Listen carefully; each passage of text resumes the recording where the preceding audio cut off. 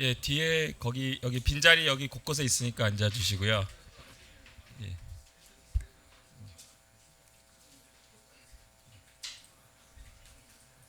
예, 그러면 그 저희가 딱 1시간이 있는 관계로 그 오늘 그 세미나 특강을 시작하도록 하겠습니다. 저희가 오늘 모신 분은 그 어렵게 미국에서 모셨는데요. 그 뉴욕에 있는 IBM 왓슨 연구소에서 수석 연구원으로 계신 그 저희 강성권 박사님을 오늘 모시게 됐습니다. 그래서 강성권 박사님에 대한 이력을 간단하게 설명해 드리면요. 그 저 73년에 69년에 서울대 금속공학과에서 학사를 하시고요. 그 이후로 바로 미국으로 유학을 나가셔서 그 미국 그 펜실베니아에 있는 유펜에서 그 재료과학으로 박사를 받으셨습니다. 그리고 그 이후에는 카네기 멜론 대학에서 포스닥 연구원으로 계시고 그 후에 그 캐나다에 있는 노바스코시아 공과대학교에서 연구 교수로 계시다가 77년부터 84년까지는 그 뉴저지에 있는 스티븐슨 공과대학에서 교수로 재직하셨습니다. 그리고 그 이후에는 그 84년부터 그 뉴욕 왓슨에 있는 IBM 왓슨 리서치 센터에서 그 연구원으로 계시다 현재는 수석 연구 과학자로 계십니다. 그리고 여러 가지 아주 많은 학회 활동을 하셨는데요. 그 대표적으로 그 미국의 금속재료학회 TMS 그리고 그 미국 금속학회인 AMS에서 활동을 많이 하셨고요. 거기서 그 펠로우 상도 수상하셨습니다. 그리고 제가 하나 강조하고 싶은 거는 그 이외에도 그 70년대부터 처음에 미국에 계실 때부터 그 한국과 미국의 과학자들끼리의 교류에 신경을 많이 쓰셔가지고 그때부터 이제 재미 한인 과학 기술자 협회 활동을 많이 하셨고요. 그리고 그 2006년에는 그 재미과학 협회 회장도 역임하셨습니다. 그래서 아주 70년대부터 우리나라의 과학 수준이 높지 않을 때도부터 어떻게 하면 미국에 있는 그 재미 과학자들이 한국의 과학 기술 발전에 도움 줄 수 있을까 많은 고민을 하셔서 많은 일들을 하셨습니다. 그리고 그 수상 기록으로는 그 수상 기록이 너무 많아가지고 제가 일일이 다 읽다 보면 아마 강 박사님의 좋은 강의 시간을 뺏을 것 같아서 그냥 대표적으로 하나만 최근에 2013년에 그 이제 KBS에서 해외 동포 중에 각 문화와 과학 기술에서 아주 뛰어난 업적을 이루신 분들에게 상을 주는 게 있는데 2013년에 KBS 해외 동포상을 수상하셨습니다.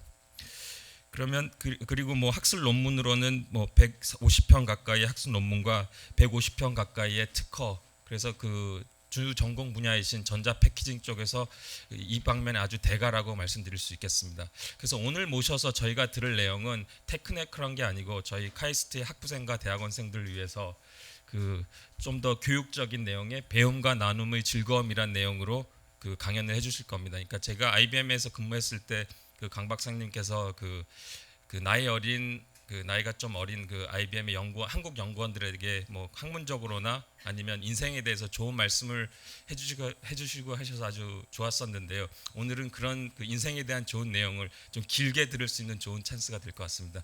그러면 그 아주 격한 박수로 우리 강 박사님 한번 환영했으면 좋겠습니다.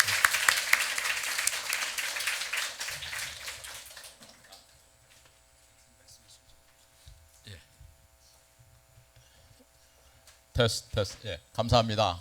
대단히 반갑습니다. 제가 마지막으로 카이스트 방문한 게 2003년이니까 10년도 훨씬 넘었습니다. 그래서 그동안 지난 한 10여 년 동안 카이스트를 방문을 못하고 있다가 그 우리 강성모 총장님이랑 저하고 옛날부터 인연이 깊어서 이번 뜻깊은 방문을 했습니다. 그런데 그 전에 제가 카이스트 방문하면은 주로 제 전공적으로 재래과에 가서 세미나 하는 정도였어요. 그래서 여러분들하고 만날 기회가 없어서 제가 억지로 이번 세미나 타이틀은 Joy of Learning and Sharing이라는 그 교양 강좌 같은 그런 세미나를 함으로써 여러분을 만나고자 하는 의도가 여기 있습니다. 예. 그래서 조금 전에 하신 것처럼 저는 이제 미국에 한참 살았는데 그 교육에 대해서 관심이 많았습니다. 그래서 이제 이런 세미나도 이제 하게 된 연유가 됐죠.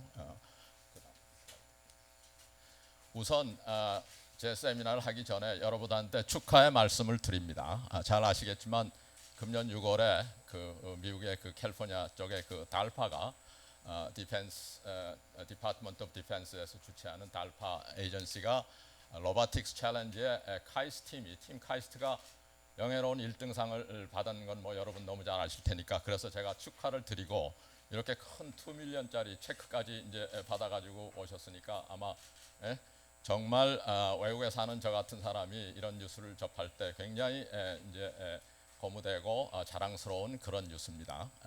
여기 이제 달파, DARPA는 여러분 이제 아시는지 모르겠는데 Defense Advanced Research Project Agency예요. 그러니까 말하자면 국방성의 그 리서치 펀딩 에이전시입니다. 그런데 이게 보통 큰 임팩을 준 게 아니에요. 예를 들어서 달파가 이니시에이트한 그 테크놀로지들이 여러분 우리가 쓰고 있는 것 중에 어떤 거라고 혹시 아시는 분은? 이걸 모르면 안 되는데. 예? 예? 야, 인터넷 테크놀로지가 여기서 시작했어. That's it? Anyone else? GPS, 맵, 뭐 하는 거 전부 여기서 시작했어요. 그러니까 얼마나 임팩이 큰 리서치나 테크놀로지를 개발한 에이전시인지 알 수 있죠. 거기에서 이 로보틱 챌린지를 이제 그런 특별한 거 한 것은 일본에 몇 년 전에 후쿠시마에서 이제 원전 사고가 있었지 않습니까? 그때 사람이 들어갈 수 없는 거를 로봇가 들어가서 발브도 잠그고, 그러니까 여기 이제 테스트가 발브를 잠그는 스킬이라든지 뭐 저렇게 드릴로 구멍을 뚫는다든지 그런 재해, 내추럴 재해에 이제 들어가서 그거를 사람 대신에 핸들링 할 수 있는 그런 로봇을 이제 개발하는 게 목적이었는데 정말로 자랑스럽게 세계 유수한 대학이나 그 로보틱 팀들이 있는 많은데 뭐 MIT라든지 카네기라든지 그걸 다 물리치고 카이스트가 이렇게 그 1등상을 탔다는 건 정말 즐겁고 기쁜 소식입니다. 그래서 제가 이 소식을 보자마자 강 총장님한테 축하 이메일 보낸 이제 적도 있어요. 오케이. 야. 그 다음에 이제 제 이야기를 시작하면은 이 석장의 사진으로 제가 지난 한 50년의 미국 생활을 이제 요약하고 싶습니다. 이 첫 번째 사진은 제가 대학 시절 아마 1학년이나 2학년 때인 것 같아요. 그 신공동에 있는 서울공대 캠퍼스에서 저렇게 앉아서 이제 뭘 배우고 있던 공부를 하고 있는 사진이 이제 50년 전 사진입니다. 그러니까 그 다음에 두 번째 사진은 이제 미국에서 대학원 공부를 하고 결혼을 해서 두 딸을 얻었는데 그 두 딸이 이제 큰 딸이 한 5살, 작은 딸이 한 살쯤 됐을 때 아마 정월 초하룻 날 색동저고리를 입고 이제 세배 받는 그런 이제 사진이었어요. 그러니까 한 35년 전 사진이에요. 그리고 여기 이 마지막 세 번째 사진은 금년 1월 초하룻 날 우리 이제 두 손녀가 이 두 딸 중에 한 딸이 두 딸을 낳았어요. 그 어느 딸이 낳는가 하면 저 작은 딸이 이 두 손녀를 낳아서 손녀가 이제 5살, 이 큰 애가 올리비아고 작은 딸이 이 샬롯. 요새 유명한 저 파퓰러한 이름, 미국서 파퓰러한 미국뿐만 아니라 영국서도 파퓰러한 이름이 샬롯이에요. 샬롯의 애칭을 아시는 분, 샬롯의 애칭, 약칭으로 부르는 롯데가 샬롯의 약칭입니다. 뒤에 걸 잘라서.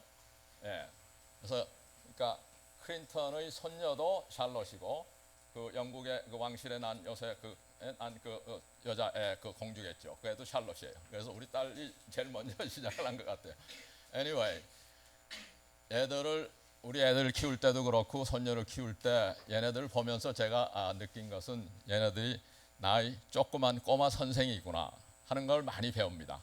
그러니까 말도 못하고 그 여러 가지 의사소통이 불편한 얘들을 보면서 삶에 대해서 배우고 인생에 대해서 배우고 그런 거를 많이 느끼기 때문에 제가 얘네들을 그 뭐 베비시터 하는 거죠. 베비시터 하면서 할아버지로 손녀들 그러면서 정말로 옛날엔 생각하지 못했던 것을 많이 배우기 때문에 제가 My Little Teachers 그런 이제 오늘 이제 주제랑 맞아 들어가는 거죠.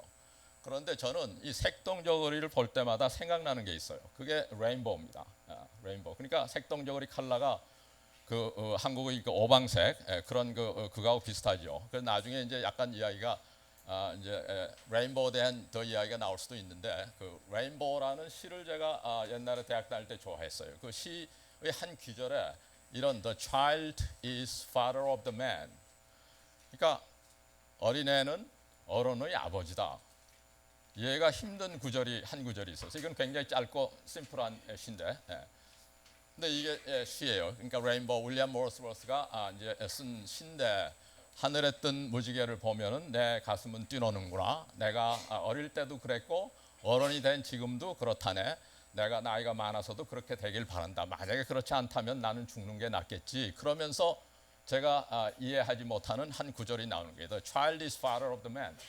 거꾸로 어른이 어린애의 아버지다. 이렇게 하면 그 이해가 가는데 그걸 뒤집어 놨어요. 그래서 이해가 안 되던 귀절이 딸들을 낳아서 키우고 손녀를 크는 것을 보면서 아하 하는 이제 모먼트가 왔어요. 그러니까 이해가 되는 모먼트가 인제야 최근에야 저 구절을 이해하기 시작했어요. 그 이야기는 뭐냐면 조금 전에 말씀드렸듯이 어린애의 그 동심이나 그 순수한 그런 마음에서 일어난 그 내추럴한 액션을 보면은 어른들이 결국은 애들한테 배울 수밖에 없는 애들한테, 그래서 어른이 크면서 자꾸만 잊어버리는데 그런 동심이나 피어한 마음을 지킬 수 있는 게 애들을 보면서 이제 우리가 배우기 때문에 이 윌리엄 모리스워스는 The child is father of the man 이렇게 했구나 하는 이제 그런 이제 터득이 왔어요. 최근에야 몇십 년 후에야.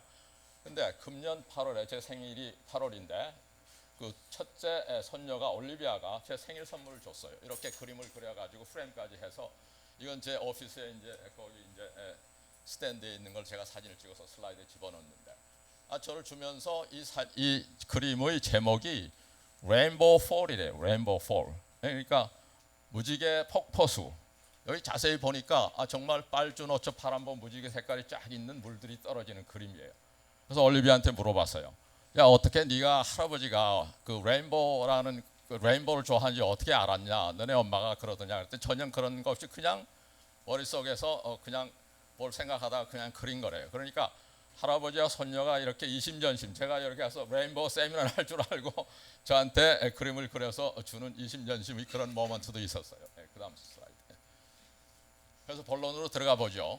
배움과 나눔은 대체 어떤 관계가 있을까? 배움을 이제 영어로 하면 learning, 나눔은 sharing. 제가 어디 이제 그 강연을 듣다 보니까 그 우리 삶을 약 한 세 스테이지로 나눴어요. 그러니까 교육을 국민학교 때부터 쭉 해서 대학까지, 대학원까지 또는 군 복무하는까지 다 합쳐서 27년을 풀타임으로 우리가 배우는데 그 스펜드 한대요. 그 다음 넥스트 스테이지가 공부가 끝난 다음에 직장을 얻든지 해서 열심히 이제 돈을 버는 거죠. 봉급도 받고 뭐 이렇게 해서 세컨드 스테이지가 끝나면은 서드 스테이지로 이제 은퇴하는 스테이지인데 그런 스테이지, 단순한 스테이지에서 제가 뭔가 디자이러블한 그런 말에는 러닝에서 어닝으로 가서 그게 쉐어링 하는 그런 스테이지로 가야만 우리 삶이 의미가 있고 이제 그 해피한 라이프로 될 수 있다는 게 제 이제 프로포절입니다. 재밌는 것은 러닝이라는 단어의 L자를 띄면은 어닝이에요.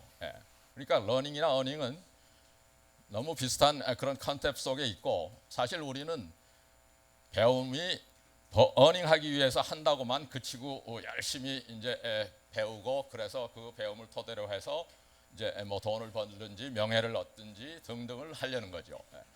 저희가 어릴 때 이제 저희 제너레이션에서 이제 공부를 안 하면 부모님들이 뭐라고 그러냐면은 야, 공부해서 남주냐, 열심히 해라, 그런 말들을 이제 들었어요. 요새도 그런 말 하세요? 부모님들이 어떠세요? 합니까? 그러니까 아직도 변하지 않았네. 근데 오늘 세미나의 제 서제션은 그거를 뒤집고 싶은 거예요. 그러니까 공부해서 남주자 하는 게 제 세미나의 이제 코어 메시지입니다. 그걸 영어로 하면은 learn to share, earn to share. 그런 메시지고, 왜 그런 메시지나 프로포즈를 하느냐 하면은 여러분이 너무나 잘 아시겠지만 지금 우리가 처하고 있는 그 배움은 정말 생존과 경쟁을 위한 각박한 배움이에요. 경쟁하고 잡 얻는데 그게 연결이 되고, 거기에서 벗어나려면은 이런 엉뚱한 공부해서 남주자 하는 그런 필로소피를 베이스해서 교육을 하고 공부를 하고 해야만 모든 것이 이제 좋아질 수 있다 하는 게 제 프로포절입니다. 그 다음 슬라이드. 그 홍익인간에 대해서는 다음에 조금 이야기하죠. 그러면 배움에 대해서 잠깐 이야기를 해보면은 물론 여러분 너무 잘 아시고 지금 이 배움의 현장에 있는 여러분들이니까 한국 사람이 배움에 대한 교육열, 그건 뭐 말할 것도 없죠. 그러니까 그 교육열이 너무 과열해서 생기는 부조리나 문제들이 많은데, 정말 우리가 교육에 대한 그 배움에 대한 정의가 바로 되어 있는가를 제가 생각해 보면서 결국은 옛날로 돌아가지 않을 수가 없었어요. 공자님의 논어에 나오는 첫 규절이 생각났고, 그 첫 규절을 풀이하면서 제가 말하고 싶은 게 벌써 그 다 속에 담겨 있다는 것을 발견하게 됐어요. 그것도 최근에 제가 깨달은 바입니다. 그거를 보면은 하기 시습지 불역열호, 여러분들 뭐 많이 들은 그런 센텐스인데, 논어의 첫 번째 나오는 센텐스예요. 거기 키워드는 제가 빨간 걸로 표시했듯이 넉자입니다. 배울 학자, 때시자, 이제 연습을 한다고 할 때 습자. 그러니까 우리는 두 개를 합쳐서 학습이라는 말도 많이 쓰죠. 그 다음에 열자입니다. 불역열. 근데 이 열자는 보통 우리가 열로 많이 안 쓰고 설자로 쓰죠. 설명을 한다든지 제가 하는 것처럼 연설을 한다든지 그런 말로 쓰는데, 여기서는 열자로 썼어요. 그 네 단어의 이 한 센텐스의 이제 키워드인데, 예를 들어서 그 열자 중에 희열이라는 단어가 있습니다. 여기 센텐스 희열을 제가 썼는데, 희열도 즐겁고 기쁜 거죠. 근데 그때는 그 말씀언변에 쓰지 않고 마음신변에 써요. 그게 제 퀘션이었어요. 왜 공자님이 말씀하실 때 저렇게 말씀언변에 쓰는 열자를 했을까? 이렇게 우리가 많이 쓰는 마음신변에 하는 열자를 쓰지 않고. 저 나름대로의 깨침이 거기 있었습니다. 그래서 이거를 이제 하기시습지 불역열호, 혹시 영어나 한문을 모르는 여기 있는 분을 위해서 영어로 트랜스레이션하면, to study at due times, practice what you have studied. Is this not a joy? 까지가 제가 인터넷에서 찾은 트랜스레이션이고, 제가 붙인 것이 joy to share입니다. 그래서 무슨 이야기냐 하면은, 한국말로 더 풀어서 번역을 하면은, 배워서 배운 것을 때때로 연습을 해서 깨치면은, 그래서 완전히 자기 것으로 만들면 그런 기쁨이 너무너무 크다. 그 기쁨은 이제 나중에 쉐어라는 말로 들어가겠는데, 여기서 두 가지만 말씀을 더 하겠어요. 시자에 대한 말씀하고 열자. 혹시 공자님이 태어났을 때 그 아버님의 연세가 얼마인지 아시는 분? 공자가 태어났을 때 그 아버지 연세가 80세. 예? 80세. 에이. 80세. 60세. 아니에요. 그 중간 70세. 그래서 공자는 참 불행한 사람이었어요. 예. 그러니까 아버지가 태어났을 때, 자기가 태어났을 때 아버지 연세가 70이에요. 그런데 3년 만에 아버님이 돌아가세요. 아버님이 돌아가자마자 공자는 어머니랑 공자랑 자기 집에서 쫓겨나요. 왜냐? 공자 어머님은 정실 부인이 아니에요. 공자는 말하자면 사생아예요. 우리말로 하면은 등록도 되지 않은, 레지스트레이션 되지 않은 아들이에요. 그러니까 그래서 자기 외갓집으로 그 모녀가 가면서, 생각해보세요. 2500년 전에 그 어머니는 그때 20이 되지 않았어요. 그 공자의 어머니는. 그런데 그 싱글 마더가 이제 갓난아이를 키운다는 것은 요새도 힘든데 얼마나 힘들었겠어요. 그러니까 그 어린 시절부터 공자는 공부할 시간이 없었어요. 그럴 때 쓴 시자입니다. 공부할 시간이 많은 그런 상태에서 뭐 배운 거를 뭐 습득하고 뭐 하는 게 아니에요. 요새 말로 하면 아르바이트 하느라고 정신이 없어요. 그 사이사이에 나는 그 시간들을 쪼개서 시습을 한 거예요. 그래서 그 시간의 이게 정말 각박한 그런 시간 속에서 이분이 이런 하기 시습이라는 말을 할 수 있었구나. 그래서 깨친 그 도나 그 터득함이 얼마나 좋았냐면은 열자를 쓰지 않을 수밖에 없었어요. 이 희자, 여기에 있는 열자를 쓸 수가 없어요. 마음심에 있는 것은 자기가 좋은 거를 마음에 간직하고 있는 게 열자예요. 희열할 때 하는 열자. 근데 저기 쓰는 거는 제 나름대로 깨달음이 뭐냐면, 말씀언변에 쓴 열자는 그 깨달음이 너무 커서 자기 마음속에 그냥 가지고 있을 수가 없어요. 바깥에 나가서 말을 해야 돼. 제자들한테 말해야 되고 친구들한테 말해야 되고 하기 때문에 말씀언변이 들어갔구나라는 것을 제가 깨달았어요. 그러면서 그 트랜슬레이션이 joy to, 그러니까 말을 한다는 건 뭡니까? 쉐어 한다는 겁니다. 결국 친구들과 나누고 제자들과 나눈다는 이야기예요.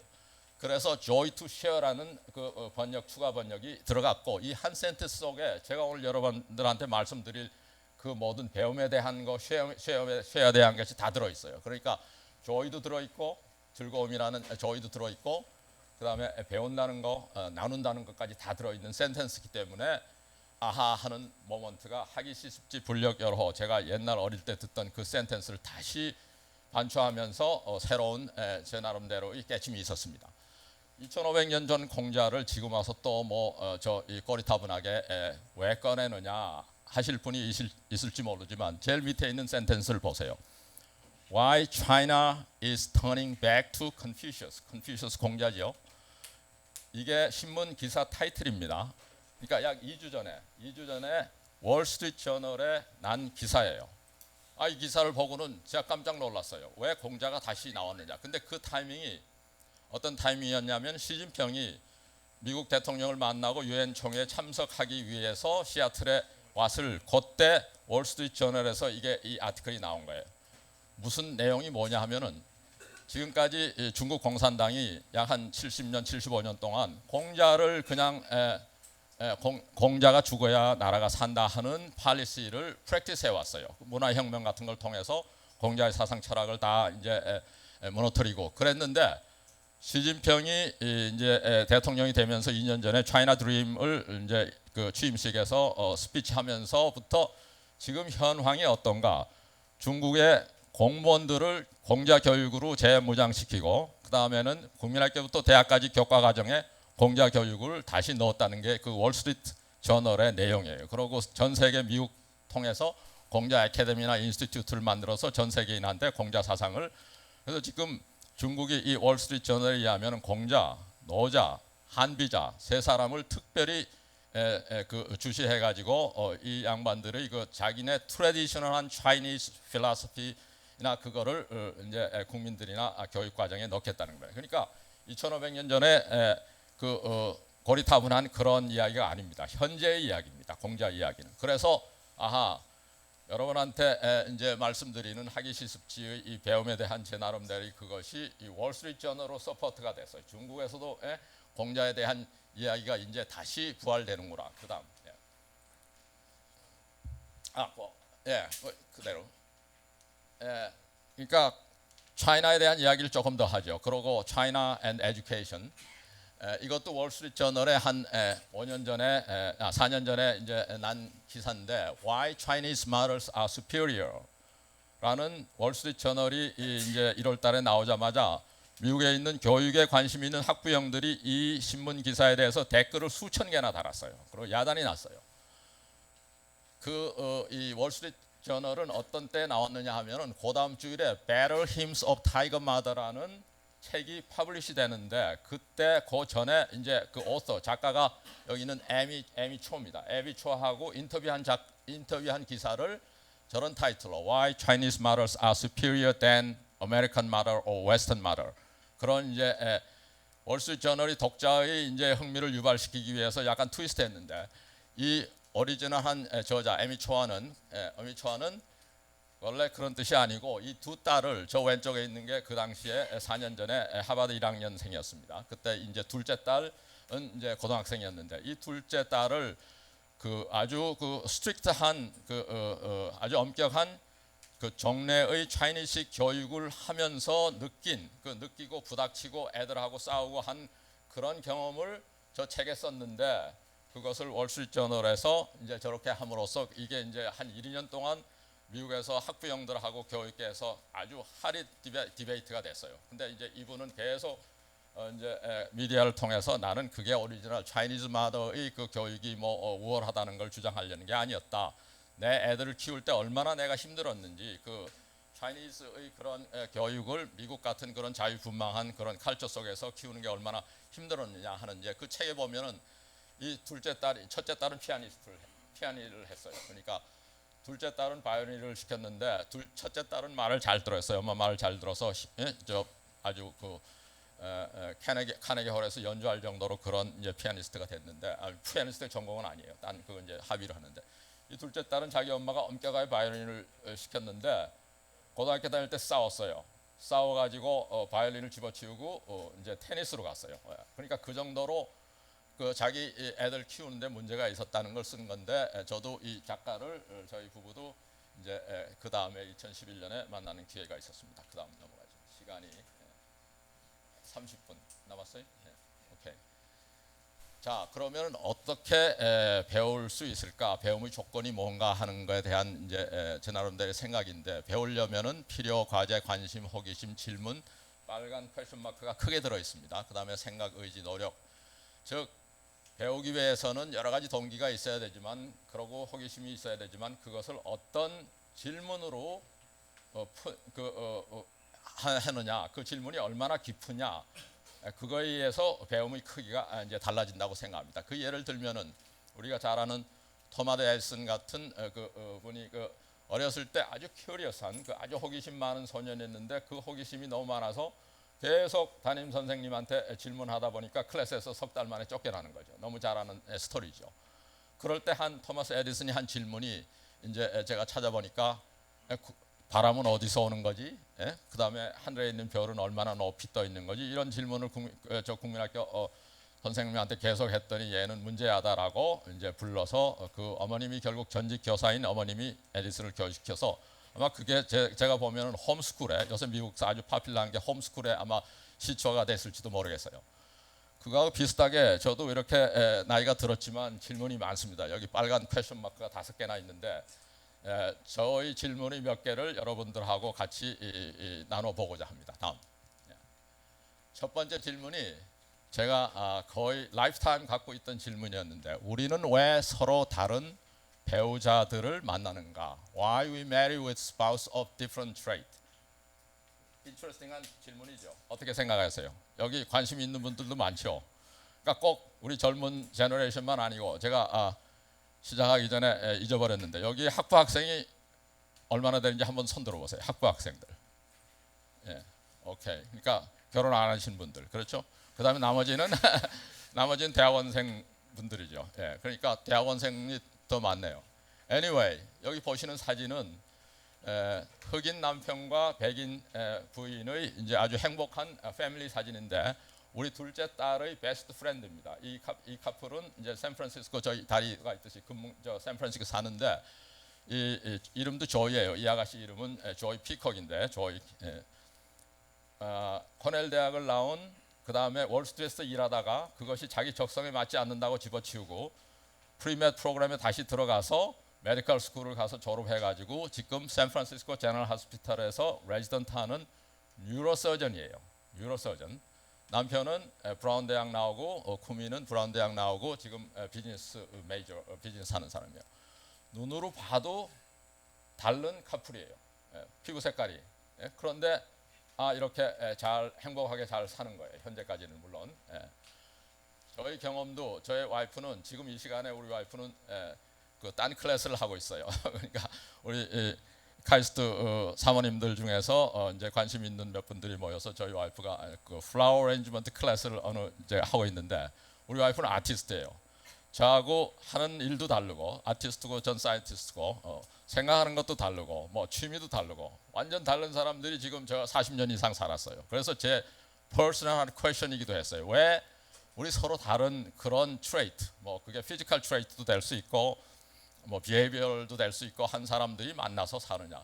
주위에서 생각해 보세요. 결혼하신 분들은 내 와이프랑 또는 우리 남편이랑 나랑 같은 게 많은지 닮은 게 많은지. 그 질문이 한 오랫동안 계속했는데 제가 답을 못 찾고 있다. 그 다음 슬라이드.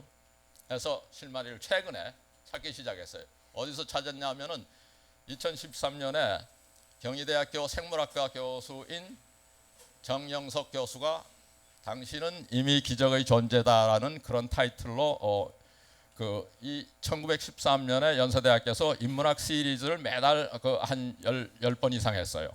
그중에 오직 유일하게 자연과학 한 사람이 인문학 강의에서 인바이트 받아서 강연을 했는데, 아주 명강이에요. 제가 듣고 아마 한 10번은 들었어요, 이 양반. 이제 결론도 오늘 세미나하고 아주 매칭이 되는 건데, 남을 돕는 것이 결국은 나를 돕는 거다 하는 이제 그런 결론으로 끝나요. 그런데 거기서 그 강연 속에서 제가 배운 것은, 그 생물학자들이 벌써 40년 전에 쥐들은 어떻게 자기 배우자를, 메이트를 찾는지를 연구를 했어요. 쥐들을. 그랬더니 저 밑에 있는 사진 보시다시피 쥐들이, 특히 암컷 쥐가 수컷 쥐를 자기 메이트로 결정을 할 때 2가지 팩터로 결정을 한답니다. 하나는 수컷 쥐가 얼마나 먹이를 잘 물어오는가, 그게 이제 첫 번째 크라이테리아. 그 다음에는 자기랑 냄새가 얼마나 매칭이 되느냐 그걸 찾는 거예요. 그래서 저기 사진이 암컷쥐가 수컷쥐 냄새를 맡는 거예요. 예. 거기에서 끝나지 않고 생물학자들이 더 그러면 냄새는 뭐하고 관계 있느냐 해봤더니 그 메이저 히스토 컴패티빌리티 진이라는 그런 유전자하고 관계 있는데 이 유전자는 우리 면역성, 면역체하고 관계가 있대요. 그러니까 MHC라는 유전자를 다른 유전자를 갖고 있는 배우자를 만나서 결혼하면 그 offspring, 그 자손이 그 말하자면 유전자의 풀이 커지는데 그래서 바이러스나 박테리아의 침입이 왔을 때 견딜 수가 있는데 서바이벌 할 수가 있는데 만약에 같은 MHC를 갖고 있는 배우자랑 만나면은 그 자식이 그 vulnerable 하다는 거죠. 그 바이러스나 박테리아에. 그런 결과를 한 20년 후에 그 사람들이 짝짓기의 그 실험을 해서 유명해진 것이 여러분이 인터넷에 들어가서 하면은 Smellitious Experiment라는 건데 크라우스 웨트킨트가 베른 대학의 스위스 베른 대학에서 생물학과 교수인데 실험을 했어요. 그 실험을 하는 장면들이 이제 이겁니다. 어떤 실험을 했느냐 하면은 건장한 남학생들을 몇십 명 리크루트해서 유전자 검사를 다 하고 이번 주말에는 티셔츠를 갈아입지 말아라. 예? 샤워도 하지 말아라. 뭐 운동은 해도 좋은데. 그래서 월요일 날 그 티셔츠를 다 컬렉션 해가지고 인디비주얼하게 플라스틱 백에 넣어가지고 또 몇십 명 여학생들이 모여 있는 교실에서 여학생들한테 일일이 나눠줘서 냄새로 만약에 당신이 배우자를 찾으려면 어떤 냄새를 당신이 선호하겠냐고 1번부터 6등까지만 셀렉션 하라고 그랬어요. 그랬더니 주에서 한 결과 똑같은 결과가 나왔어요. 그러니까 MHC가 다른 유전자를 갖고 있는 아주 다를수록 이제 1, 2, 3, 4, 6등으로 매기는 그런 그러니까 쥐에서 나온 결과하고 사람에서 나온 결과가 똑같아요. 그 이제 연구들이 뭐 쥐나 그 다음에 나중에 물고기까지 그거를 이제 생물학자들이 익스텐드했어요. 그래서 그 오리지널 그 페이퍼 1994에 나온 페이퍼를 제가 오리지널 페이퍼도 읽었는데 그 페이퍼는 더 재밌는 그 결과도 거기 있어요. 무슨 결과가 있냐면은 거기서 실험이 끝나지 않고 여학생들한테 피임약을 먹으라 그랬어요. 얼마 동안 이제 기억이 안 나는지 일주일이든지 2주인지 피임약을 먹은 다음에 똑같은 실험을 리피트했더니 MHC를 다른 그 유전자를 갖고 있는 냄새의 주인공을 자기 배우자로 선택하지 않고 같은 MHC가 같은 그런 MHC를 냄새를 갖고 있는 남학생의 그걸 고르는 거예요. 그러니까 피임약을 먹는다는 건 자기 자손에 대한 관심이 없다는 거예요. 그러니까 벌써 그 정도로 센시티브하게 우리 스멜로 MHC를 구분할 수 있다는 건데 그 스멜까지 가가지고는 제가 정말로 더 놀라운 사실은 우리 여러분이 그 스멜, 냄새를 맡는 그거를 olfaction이라고 그러는데 그 메커니즘, 스멜을 맡는 메커니즘이 뭐라고 생각하세요? 어떻게 우리가 스멜을 다른 분자를 예를 들면 뭐 밥 냄새라든지 뭐 불고기 냄새라든지 이걸 어떻게 우리가 코로 그거를 여기 생물 하시는 분 혹시 없어요? 생물학과? 예. 없어요? 예. 트레디셔널한 말에는 락 앤 킬이에요. 그러니까 우리 저 자물통 하듯이 그 모양 분자의 모양이 이제 그 레저넌트 리시빙 하는 그 모레큘 코 속에 있는 모레큘하고 그것이 락 앤 킬 메커니즘에서 이렇게 열린다 하는 그게 종래의 시어리였는데 최근에 와서 자꾸 밝혀지는 것이 모양이 비슷한 것도 냄새가 다른 게 있다. 또는 반대로 냄새가 같은데도 이 모양이 다르다는 게 발견되면서 종래의 시어리들이 이제 무너지면서 어디까지 갔느냐 하면은 그 리셉터에 이제 이 도너 그 모레큘이 왔을 때 그게 바이브레이션을 해서 터너링, 엘렉트론 터너링까지 일어나야만 된다는 퀀텀 메카닉스가 필요한 그래서 요새 핫 토픽이 퀀텀 바이올로지입니다. 그래서 이게 쥐 실험이고 배우자를 찾는 거에서 지금 바이올로지하고 피직스가 조이닝되는 그런 모멘트까지 오면서 아하 우리가 모르는 게 너무나 많구나 하는 이제 그런 이야기를 할 수가 있겠습니다. 그 다음으로 넘어가죠. 시간이 없으니까 타이틀만 보고 넘어가겠습니다. 왜 그 다음 퀘션은 왜 여성이 남성보다 오래 살까?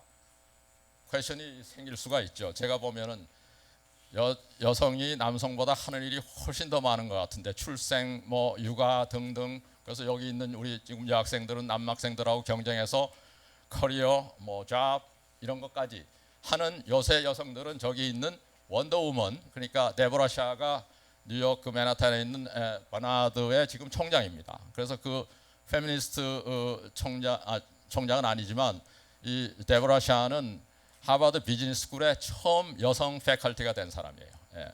근데 그 사람의 타이틀이 이제 요새 여성들은 원더우먼이다. 예? 예. 그러니까 너무너무 많이 하려고 그러니까 결론은 그 플레이트에서 몇 개를 이제 떨어뜨려라 하는 이제 그런 어드바이저인데, 그럼에도 불구하고 여성이 오래 사는 거예요. 얼마나 오래 사느냐? 한국에서 제가 통계를 보니까 7년이나 더 오래 살아요.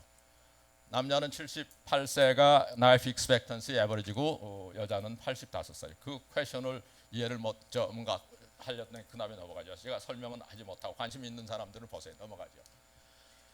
그 다음 질문은 한국은 어떻게 세계 제1의 IT 강국이 되었나? 뭐 여기 계신 분은 테크놀로지 사이언스에 관계되니까 너무너무나 퍼밀리어한 질문이라고 생각이 하는데, 그래서 제 나름대로 이제 데이터들을 찾아보면은 인터넷 사용 숫자라든지 스마트폰이라든지 뭐 반도체라든지 등등 한국이 정말 잘하고 있어요. 1등 아니면 2등의 그런 통계를 갖고 있는데, 그래서 한국이 IT의 강국이 됐다라는 게 이제 그 우리가 흔히 말하는 설명이에요. 그런데 저는 거기서 만족할 수가 없었어요. 그걸 넘어가기 전에 여러분한테 또 퀴즈가, 저도 옛날에 대학에 있었기 때문에 자꾸 퀴즈 하고 싶은 생각이 나요. GDP라는 게 Gross Domestic Product, 그 나라의 경제력을 가늠하는 지표인데 한국이 금년에 대체 몇 등, 랭킹 몇 등인지 아시는 분? GDP, 예? 11등 끝. 작년에는 몇 등이었어요? 작년에 몇 등이었던지 아는 사람? 작년엔 12등이었어요. 근데 왜 12등이 11등으로 됐을까? 뭘 잘했는데 한국이? 예. 누가 그러면은 11등에서 자리를 내주고 우리가 11등으로 올라갔는지, 그것도 게싱 하실 분, 여기 경제 쪽 하시는 분은 없네. 예. 그런데도 브라질은 아직 우리보다 위에 있습니다. 예, 브라질, 인도는 다 위에 있는데 우리보다 작년에는 10등이었는데 지금 15등 된 나라가 있어요. 그렇기 때문에 한국이 12등에서 11등으로 그냥 아무것도 안 했는데도 올라간 거예요. 그 나라가 어느 나라예요? 예? 아니에요. 이태리는 우리보다 아직도 앞서 있어요. 스페인은 밑에 있어요. 우리보다. 러시아예요. 러시아. 왜? 원유 값이 그냥 80 몇 불 하다가 지금 40 몇 불로 떨어진 거예요. 그러니까 그 자기네나 큰 레비뉴가 그냥 반동강이나 난. 그러니까 러시아는 작년만 해도 2.3 트릴리언 달러가 GDP 토탈인데 지금 1.2가 돼버렸어 거의. 예. 그런 변화가 있습니다. 그래서 작년 CNN에 그 어떤 한국에 대한 특집이 있었는데, 그 한국이 가장 잘하는 10가지를 골랐어요. CNN에서. 그래서 그러면서 이제 인터넷 스마트 문화가 한국이 상하다. 그러면서 만약에 그 당신 그 미래를 보고 싶으면 한국행 비행기를 타라 할 정도로 그런 아주 스트롱한 인터레스팅한 타이틀로 이제 CNN 특집이었는데 그 넘어가죠. 그 10가지가 뭔가 제가 이제 모아봤어요. 첫째가 IT예요. 그러니까 와이어드 컬처. 이제 그 처음에 이제 거기에 상당하는 이제 사진들을 모았는데, 그 다음에 이제 플라스틱 카드, 크레딧 카드를 세계에서 제일 많이 쓴대요, 한국이. 그다음에 세 번째는 워커홀릭. 세계에서 주당 일하는 숫자가 아직도 제일 1등이래요. 예, 워커홀릭. 예. 그다음에는 네 번째가 비즈니스 드링킹, 뭐 폭탄주니 이런 거가 세계에서 유명하대요. 예. 그다음에는 다섯 번째는 재밌는데 이노베이티브 코스메틱스. 예. 화장품이 정말 기상천외한 화장품을 많이 개발하는 나라가 한국이라는 거예요. 근데 저거는 조금 전에 제가 말씀한 쥐의 냄새 맡는 거, 사람의 냄새 맡는 거 하고 문제가 있어요. 근데 거기서 제가 시간이 없어서 어드바이저를 하지 못했는데, 만약에 데이트나 선보러 가시는 분은 화장을 안 하고 가셔야 돼. 그리고 그 상대방도 화장을 하지 말고 오라 그래야 돼. 그래야지 추루한 자기 MHC가 다른 배우자를 찾을 수 있지. 그렇지 않으면은 지금 내가 들으니까 그 이노베이티브 코스메틱이 여자 것만 아니고 남자 것도 문장 많대요. 그러니까 양쪽이 다 화장을 나가면 헛거야. 진짜 추루 MHC가 다른 배우자를 찾을 수가 없는 거예요. 네. 거기와 관련된 이야기는 그럼 쥐들은 어떻게 하냐? 쥐들은 화장품이 없어요. 네? 그래서 뉴욕 시내 쥐들이 지난 50년 동안에 굉장히 많이 인크리즈 했는데, 뉴욕 시내 사는 사람은 50년 동안에 한 7밀리언에서 8밀리언밖에 되지가 않았어요. 아마 화장품의 그 원인이 됐을지도 몰라요. Anyway, 그 다음에 이제 female golfer, 뭐 너무 잘하시니까 미국에 있는 그냥 LPGA를 확 쓰는 그 여성 골프 팀들. 그다음에 스타크래프트, 놀라운 게 비디오 게임이 한국 시장이 그렇게 크대요. 비디오 게임 스타크래프트. 그다음에 그 항공기의 그 플라이트 어텐던스 서비스가 세계에서 최고다. 저 이번에 칼 타고 왔는데도 그걸 이제 다시 느끼게 되죠. 그 다음에는 재밌는 게 여러분하고 관계 있는 넘버 9이 블라인드 데이트 횟수가 젊은 사람들이 블라인드 데이트 횟수가 그걸 뭐라고 그러죠? 여기서 블라인드 데이트? 소개팅을 제일 많이 한대요. 세계에서. 그래요? 카이스트 학생들 그래요? 어때요? 만약에 안 한다면은 그 에버리지보다 못하면은 문제가 있어요. 오늘부터라도 소개팅 열심히 하세요. 통계를 맞추기 위해서. 그다음에 플라스틱 서저리도 세계에서 제일 하는 나라. 뭐 다 하는데 이걸 제가 사진을 다 골라놓고 보니까 이게 놀라운 거야. 도미넌트하게 여성이 관계되고 여성하고 여성이 직접 인발브 되든지 그런 거예요. 여기서 뭐 술 먹는 거 빼놓고는 아마 술도 여성이 남자는 지지 않겠지만 대부분 다 여성에 관한 이야기들이에요. 그래서 한국이 바로 우먼 파워가 이렇게 물론 대통령을 뽑을 정도로 미국보다 벌써 앞서서 할 정도로 여성 파워가 큰 나라는 것을 새삼 느끼고 아까 제가 앞에 슬라이드에서 빼먹었는데 넘어가더라고. 교육에서도 여성 파워가 너무 스트롱한 거예요. 아버지들은 그냥 뒷전에 있고 어머니들이 그래서 그 어머니들이 그 교육 아까 그 제가 공자 이야기하면서 저희들 클 때는 공자 어머님이 그렇게 훌륭한 어머님이라는 걸 듣질 못했는데 제가 보면은 맹자 어머님 이상으로 훌륭한 분이 공자의 어머님이에요. 그런 오케이 넘어가죠. 그러면 제 나름대로 IT 강국이 어떻게 됐냐는 그 질문에 대한 답을 여기 이제 적어봤는데 흔히 말하기를 세종대왕님이 훈민정음을 창제해가지고 그것이 요새 뭐 텍스트 메시징 하는데 영어랑 컴퓨터하고 또는 하이스피드로 가능하다. 뭐 맞는 이야기죠. 근데 저는 그거보다도 훨씬 앞서서 이런 우리 선조들의 과학기술에 대한 백그라운드 때문에 지금 IT 강국이 됐다는 걸 주장하고 싶은 거예요. 얼마나 뒤로 가고 싶은가 하면 신라시대 때까지 가고 싶은 거예요. 근데 그 신라시대 때 가기 전에 고려시대 때 우리가 잘 아는 금속활자가 벌써 1234년에 만들어져서 프린팅을 했다는 기록이 있는데 거기 남아있는 책은 없어요. 근데 유일하게 남아있는 책이 직지라는 책인데 여기 있듯이 직지라는 책인데 한 권이 그 두 권으로 된 책인데 그 중에 한 권이 한국에 없어요. 불행히도. 그게 어디 있죠? 예? 어디? 프랑스 국립 이제 도서관에 있다는 이야기예요. 근데 그 유일하게 남아 있는 책이 프린팅된 게 1377년이에요. 그것만 해도 구텐버그의 그 바이블 프린팅하는 거다 약 7, 80년이 앞섰는데 1997년 타임 앤 라이프 매거진이 어떤 서베이를 했느냐면 지금까지 인류가 발명한 최고의 발명품이 뭔가를 서베이를 해서 한 적이 있어요. 그랬더니 구텐베르크의 무버블 프린팅 테크놀로지라고 이렇게 이제 한 거예요. 그러니까 1997년이 될 때까지 한국의 금속 활자에 대한 게 세계 전문가들한테도 인지가 안 된 것던 거예요. 그런데 참 재밌는 것은 제가 찾은 게 2005년에 서울서 디지털 컨퍼런스라는 무슨 그런 컨퍼런스가 있었는데 거기 미국의 바이스 프레지던트였던 엘고가 인바이트를 받아서 한 그 키노트 스피커 속에 구텐베르크의 테크놀로지는 한국의 이제 그 금속 활자의 영향을 받았다, 디렉트하게 받았다는 그런 이제 컨퍼메이션을 했어요. 그러니까 구텐베르크하고 한국의 금속 활자는 적어도 200년의 갭이 있는데 그 시대 때 실크로드 등을 통해서 유럽이 계속 중국이나 동양의 그 문물을 이제 수입해 갔는데 한국 금속 활자로 프린트된 책의 기술을 몰랐을 수가 없어요. 어느 정도로 그 시대 때는 성했나 하면은 금속 활자로 고려시대 때 금속 활자로 찍은 책들이 몇천 권씩 송나라에서 수입을 했어요. 한국에서. 그 정도로 그 프린팅 비즈니스가 발전돼 있어요. 프린팅이 뭡니까? 그게 바로 IT예요. IT. 그런데 그럼 뒤로 가서 금속 활자가 나오기 전에 벌써 고려시대 때 목판 활자를 썼어요. 그것이 아직도 남아있는 게 팔만대장경입니다. 그 목판 활자를 고려시대 때만 쓴 게 아니고 신라시대 때도 썼대요.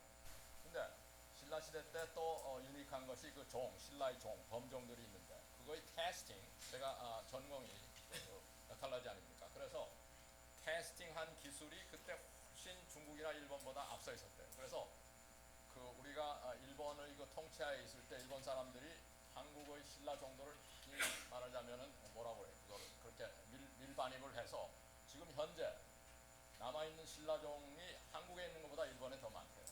그 이야기는 캐스팅 그 시대 때 캐스팅 기술이 그 메탈 캐스팅 기술이 한국이 월등했던 거예요. 그러면서 그러니까 제 그 이야기는 벌써 우리의 백그라운드가 역사적으로 이렇게 몇백 년 또는 천년 이상의 백그라운드가 있었기 때문에 지금 21세기에 와서 IT 강국이 될 수 있는 그 베이스가 있었다.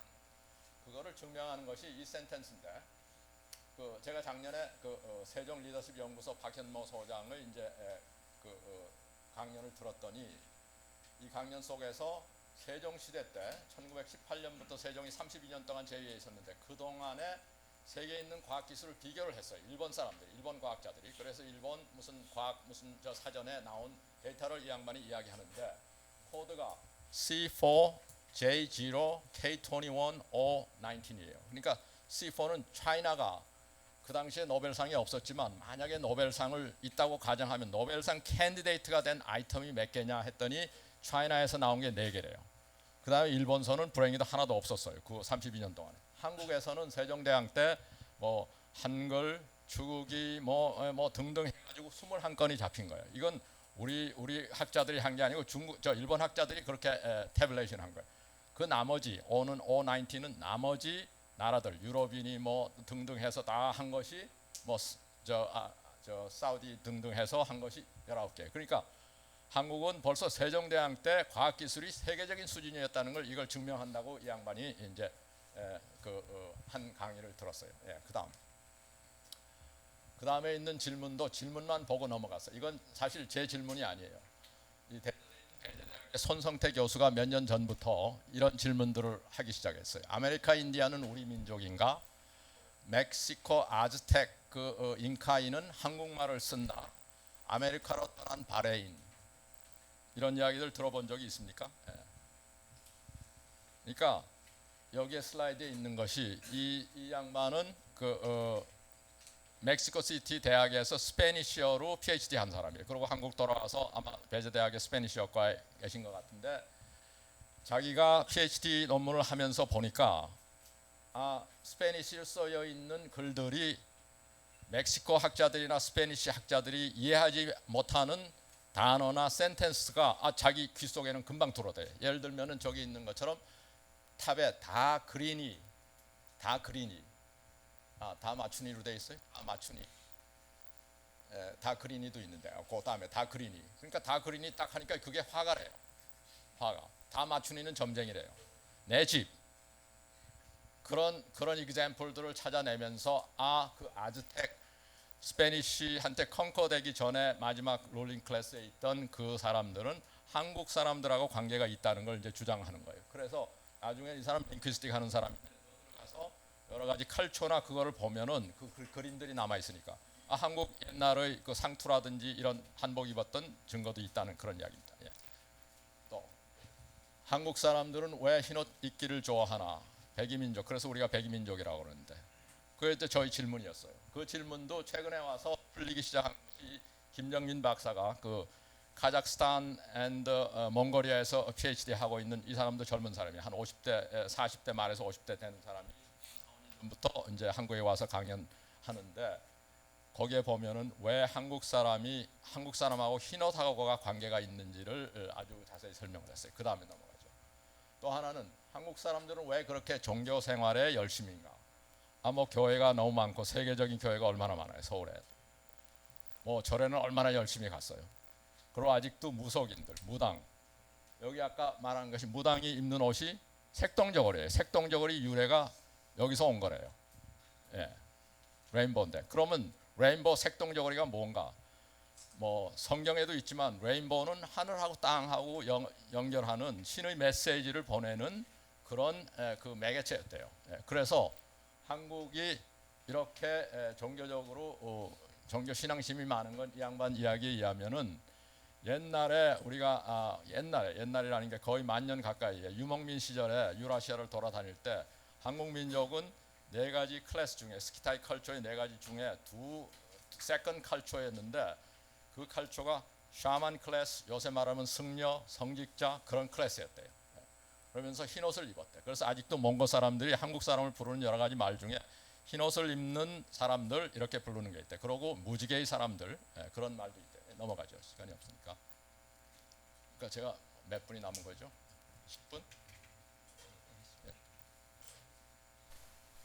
이제 배움에 대한 이야기가 끝나고 나눔에 대한 이야기로 들어가는데 그 헤드 슬라이드가 Pursuing Excellence with a Servant Heart라는 게 지난 8월에 UKC US Korea Conference가 애틀랜타에 있었어요. 그때 그 컨퍼런스의 팀이 그거였고 우리 강 총장님이 그 컨퍼런스의 키노트 스피커 중에 한 사람인데 그때 똑같은 타이틀로 카리스트 자랑을 한참 하셨어요. 얼마나 학생들이 봉사활동을 열심히 하고 했는지 전체적으로. 그러면서 여기서 제가 주는 제일 최고의 영예상 Outstanding Contribution 제 현 회장인 김영수 박사한테 넘어가죠. 나눔에 대해서 시간이 없으니까 10분에 다 줄여야 되는데 무엇을 나눌 것인가. 우선 떠오르는 게 돈을 나눠야죠. 재물. 근데 돈 아니고도 나눌 게 많아요. 특히 여러분들은 내가 나눌 게 많다고 그렇게 생각이 들어요. 시간, 재능, 뭐 시간은 없을지 모르지만 시간, 재능, 정성, 사랑, 지식, 지혜, 경험 등등 얼마나 많아요. 나눌 게. 그런데 벌써 이런 거에 대한 이야기나 생각을 2000년 전, 3000년 전에 하고 있었어요. 불교에서 흔히 쓰는 무제칠시라는 게 있대요. 무제칠시에 대해서 아시는 분, 무제칠시. example을 들 수 있는. 그러니까 어떤 날 저 한 젊은이가 석가모니를 찾아왔어요. 찾아와서 선생님 나는 왜 하는 일마다 되는 게 없습니까? 그랬더니 석가모니께서 자네는 베풀지를 않았구나. 많이 베풀면서 살지 않았구나. 그랬더니 나는 백수입니다. 베풀 게 없습니다. 돈도 없고 잡도 없습니다. 그랬더니 그때 하시는 석가모니가 하시는 말이 돈 아니고도 베풀 수 있는 게 이렇게 7가지나 된다. 그 7가지 중에 한두 개를 맞힐 수 있는 사람들은. 맞힐 수 없으면은 야, 환시, 심시, 신시, 좌시,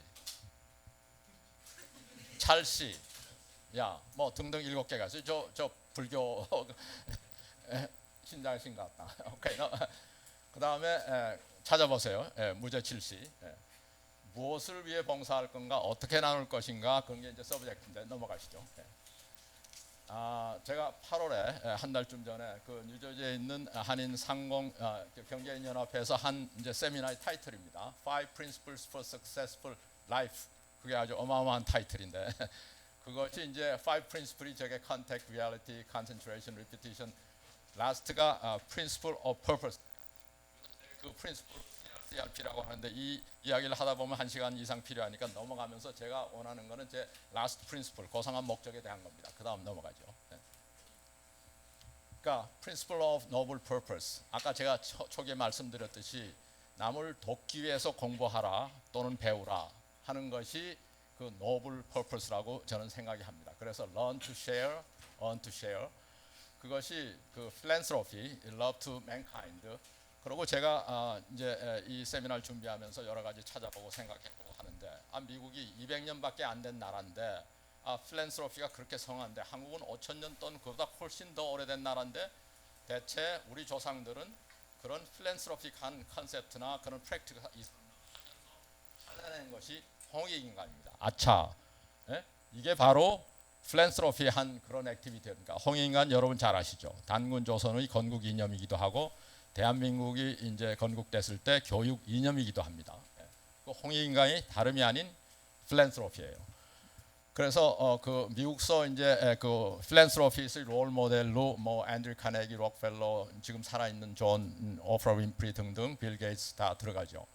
결국 돈을 이 사람들이 많이 벌어서 억만장자 빌리언어가 돼서 그 후세 사람들이 기억을 하는데 어떻게 기억하느냐면 그 사람들이 돈이 얼마나 많이 벌었는지 어떻게 벌었는지 보다는 어떻게 나눴는지가 기억된다는 게 결론입니다. 그 다음 슬라이드.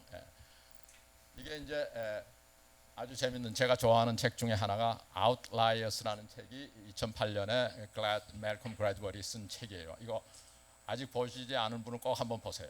그 한 챕터에 지금까지 살았던 사람들 중에서 돈을 제일 많이 번 사람 1등부터 75등까지. 그래서 1등이 누군가 하면 존 록펠러예요.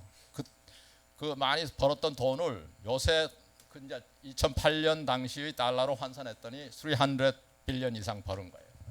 물론 스탠다드 오일 컴퍼니 같은 그런 회사를 만들어서 쭉 내려오는데, 그 다음에 앤드류 카네기, 뭐 밴더빌트, 멜론, 포드, 주랄드 등등 나오는데, 대부분 사람들은 미국 사람들이고, 여기 미국 사람이 아닌 사람은 프랑스 이제 스테픈 제랄드도 오리진은 프랑스에서 왔지만 나중에 미국 귀화해서 이제 미국 사람이 된 거예요.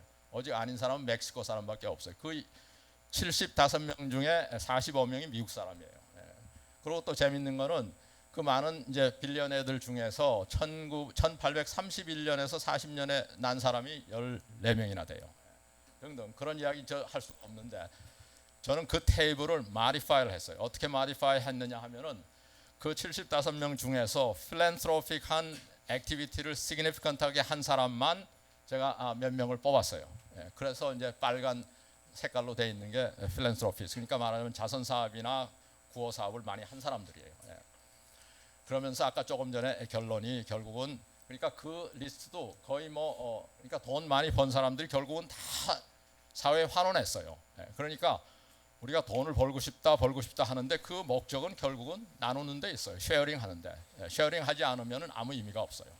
그다음, 그래서 이제 example로 오프라 윈프리 너무나 잘 아는, 지금 이제 60이 이제 방금 넘었는데, 여기 있는 것처럼 그 오프라 윈프리 쇼, 그게 뭐 그 미국 그 톡쇼 중에서 아주 하이스트 레이트를 아주 롱기스트 이제 지속한 그런 이제 쇼고, 그 여기 보면 디스크립션 most 그 인플루언셜 그런 우먼이기도 하고, 그 필랜트로픽한 액티비티를 제일 많이 한 그 아메리칸 아프리칸 아메리칸. 이거를 보다가 작년에 그 스탠포드 비즈니스 스쿨에서 이제 오프라 윈프리를 이제 초청해서 인터뷰를 이제 1시간 했어요. 그때 타이틀이 이제 뭐 커리어 앤 라이프 앤 리더십이에요. 그것을 이제 들어가서 찾아보세요. 아마 여러분한테 많이 도움이 되는 그런 어드바이저들을 했어요. 그다음 넘어가죠. 제가 좋아하는 사진이 이제 2006년에 이제 뉴욕 타임즈에 빌 게이츠하고 워런 버핏이 브릿지 게임 하는 사진을 내놓으면서 그 기사의 아티클은 31 빌리언 달러 gift between friends. 그러니까 어떤 상황이었느냐 하면은, 그때 이제 워런 버핏이 총 재산이 한 67 빌리언 있었는데, 그중에 거의 뭐 여기 보면 31 빌리언 반에 해당하는 것을 빌 게이츠하고 그 자기 와이프 모렌다가 파운데이 한 그 말하자면 그 파운데이션에 도네이션 하는 거예요. 그러니까 그렇게 돈을 많이 벌어서 자기 재산의 대부분을 공익 사업에 쓰는 거예요. 그러니까 아까 제가 말씀드린, 그래서 워런 버핏은 존경받고 앞으로도 계속 기억될 그런 사람들이에요. 그러니까 어떻게 돈을 벌었나 보다는 어떻게 돈을 썼는지, 어떻게 쉐어했는지로 결국은 후세에 기억되는 겁니다. 그다음 어떻게 나눌 것인가, 이제 한 가지만 이야기하죠. 여러 가지 제 이제 경험이나 여러 가지를 통해서 이제 제 나름대로 깨달은 건데, 골든 룰이라는 게 있어요. 골든 룰이 뭔지 아시겠죠? 그러니까 사람과 사람 사이에 관계되는 그런 어떤 관계로 우리가 살아야 될 건가. 그러니까 공자님한테 어떤 사람이 물었어요. 공자님, 이렇게 티칭이 너무 많은데 이거 다 따라할 수 없는데 한 가지만 내가 따라할 수 있는 그런 걸 가르쳐 주십시오. 그랬더니 공자님이 말씀하신 게 그 다음 슬라이드. 공자님이 뭐라고 그랬냐면은, 자신이 원하지 않으면 다른 사람에게도 하지 말아야 한다 하는 8자로 간단하게 말했는데, 재밌는 거는 공자님 말씀 2500년 전에 하신 거나 예수님 말씀하신 거나, 공자님이 이거 뭡니까? 그 네거티브 컨텍스트로 했으면은 예수님은 그거를 포지티브하게 긍정문으로 다 말했을 뿐이지 내용은 똑같은 거예요. 석가도 마찬가지고. 더 재밌는 거는 금년에 그 2주 전에 로마 교황이 이제 컨그레스를 비짓했어요. US 컨그레스를 이제 상원 합동을 했는데, 그때 이 양반이 골든 룰에 대해서 이야기했어요. 골든 룰, 미국 사람들이 골든 룰에 의해서 프랙티스해야 된다. 그다음 넘어가죠. 시간이 됐네. 마지막입니다. 여러분 들어본 적이 있습니까? 공자의 이력서. 공자의 이력서. 그 이 스토리는 어떻게 되느냐 하면은 공자가 제자들을 데리고 천하를 주유하면서 고생을 할 때 어떤 나라, 아마 초나라라고 생각되는데 갔더니 거기 있는 재상이 공자 그 제자 자로한테 물었어요. 대체 당신 그 스승이 어떻게 그렇게 훌륭한 사람이냐, 어떤 사람이냐 물어봤더니 제자가 대답을 못했어요. 그날 대답을 못하고 선생한테 그 다음날 가서 이렇게 했는데 내가 선생님에 대해서 혹시 누가 될까봐 아무런 대답을 못했습니다. 그랬더니 공자가 왜 자네가 내가 이런 사람이라고 말하지 않았냐 하면서 16자로 말했어요. 그러니까 밟은 망식 낙이 망우 부지불로 장지우운이, 그걸 번역하면은 배움을 좋아하여 알고자 하는 마음이 생기면 밥 먹는 것도 있고 즐거움으로 걱정을 잊으며 늙음이 다가오는 것조차 잊을 정도다. 여기 이제 영어 번역이 있습니다. 그러니까 공자가 자랑을 전혀 안 하는 사람인데 자기가 공부 열심히 한다는 건 자랑을 굉장히 해요. 그래서 이 양반이 밟은 망식이라는 게 뭐냐면 자기 모르는 게 생기면은, 질문이 생기면, 그 소리예요. 우리 세미나에 질문이 생기면, 큰 레드 퀘스천 마크가 생기면은 자기가 밥 먹는 것도 다 잊어버리고 또 그 공부하는 것 때문에 즐거워서 낙이 걱정 근심까지 다 잊어버린다 이거야. 예. 그러니까 이 그 다음 센텐스는 뭐냐면은 그것뿐만 아니라 늙음이 부지 너지 장지우니, 늙음이 조금 다가오는 것까지도 내가 잊어버리고 산다는 거예요. 예. 그러니까 이 이야기를 할 때는 아마 공자가 60이나 그렇게 됐을 거예요. 제가 이 세컨드 센텐스를 좋아하는데, 그러니까 이게 공자가 16글자로 우리는 지금 자기 레저멘을 스펙으로 채우느라고 몇 페이지를 하는데 16글자로 자기의 이력서를 남긴 거예요. 예. 오케이, 그 다음. 그래서 이제 요점 정리입니다. Life is a process of learning and sharing. Success is a process, not a goal. 한 센텐스마다 뭐 설명을 하려면 더 지나는데, learn to share. 오늘 세미나의 이제 키 포인트는 learn to share, earn to share입니다.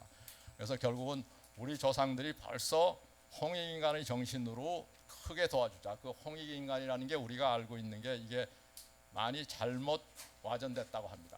홍익인간의 바른 번역은 크게 도와주자는 게 홍익이랍니다. 이득날 이자가 아니고 홍익. 도와준다는 익자래요. 그리고 홍자는 크다는 뜻이래요. 그러니까 크게 도와주는, 인간을 크게 도와주는 정신이 홍익 정신입니다. 그러니까 필랜트로피 하는 거예요. 그러면서 여러분이 기억하실 거는 뭐 늙음까지는 기억하지 않으셔도 좋은데 밟은 망식 낙이 망우, 아마 공자님이 요새 사셨으면은 이 양반 아마 잠도 안 잤을 거예요. 요새 인터넷이나 구글에서 인포메이션 얼마나 쉽게 많이 할 수 있으니까 잠잘 시간이 없는 거예요. 여긴 먹는 거는 잊어버린다 근데 요새는 아마 불편하면서 공부하셨을 거예요. 예, 감사합니다. 예.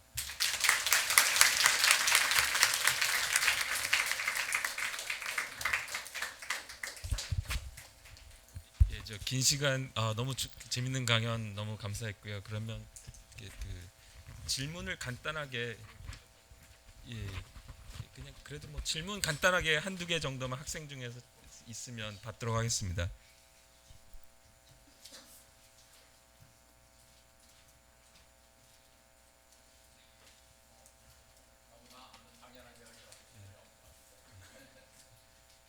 예, 그러면 그냥 다시 한 번 더 큰 박수로 마치도록 하겠습니다. 예, 감사합니다.